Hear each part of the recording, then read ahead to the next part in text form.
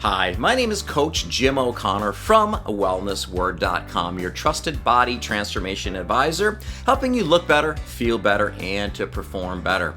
In today's important video, I'm going to cover a massive topic that you really need to understand, so pay close attention. And it is this: how to lose body fat and not muscle while dieting. Very important topic, so pay close attention.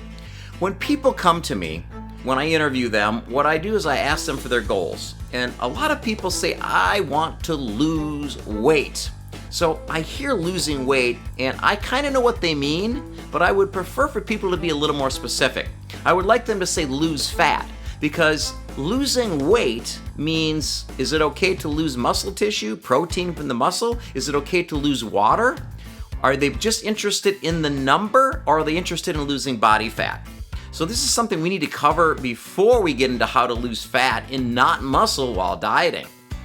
So there was a recent study done in 2010 from Purdue University. It's a meta-analysis, and it showed that people that dieted, which means a calorie restriction. That's when I refer to the term diet, I mean a calorie restriction. In any way, could be keto, could be low fat, etc. Without exercise. Now, dieting without exercise, you will lose approximately 24% from fat-free mass. Remember, I talked about losing body fat versus losing fat-free mass. Fat-free mass could be fluids, could be protein from your muscle tissue, connective tissue. That is fat-free mass. Now, do you want to lose that, or do you want to lose body fat? Now, once again, the data shows, this is a meta-analysis, that 24% of the weight lost came from fat-free mass, loss of muscle, etc. So, in other words, if you lose 10 pounds on the scale without exercise, just while in a calorie restriction for an extended period of time, you're going to lose 7.6 pounds of fat. Not the complete 10 pounds. So you have to understand that before I tackle this, how to lose body fat and not muscle, while dieting. So that's really important for you to understand. So let's forward to another study. This is a combination of 36 studies. And what it showed is that people who exercise now in a calorie restriction to lose weight, 11% of fat-free mass was lost while exercising and in a calorie restriction. So it went from 24% to 11%.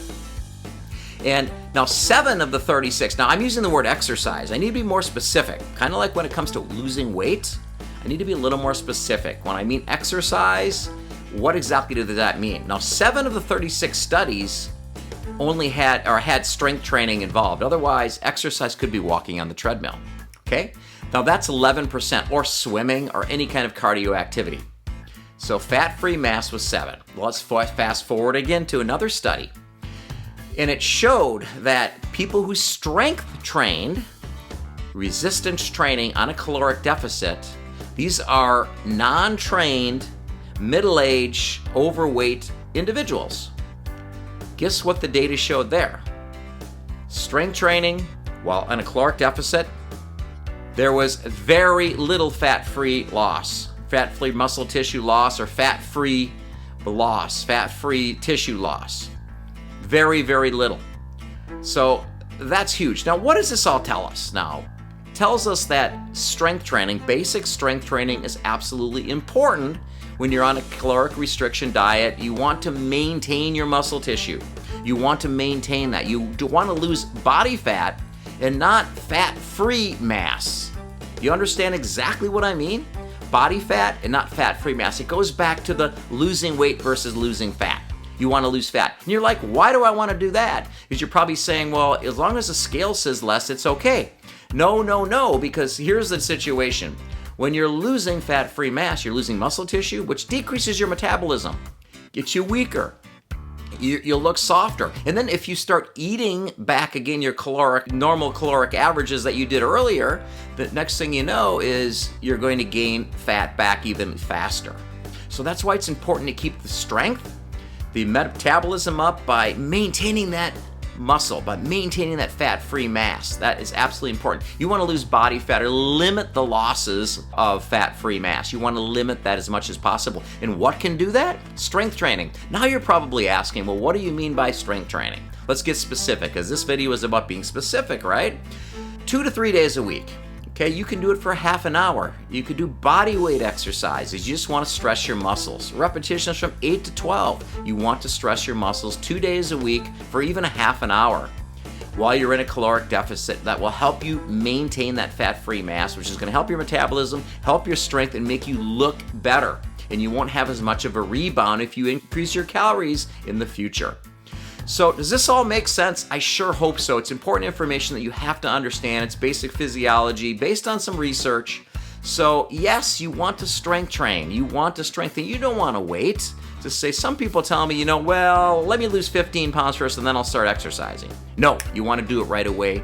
Along day one, you want to start 2 days a week, at least strength training while in a caloric deficit for an extended period of time. That is the key.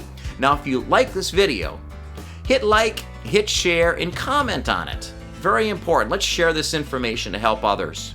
And once again, if you want to take it to another level, I'm going to give you a formula right now, a simple formula. You want to maximize your fat-free loss, muscle loss.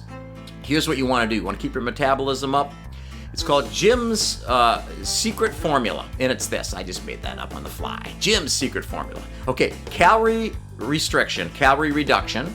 Okay, caloric reduction, plus strength training, plus increasing your protein. That's the other variable. 1.6 to 2.2 grams per protein per kilogram of body weight. Once again, 1.6 to 2.2 grams of protein per kilogram of body weight. So you want to do those three things together. Number one, caloric restriction.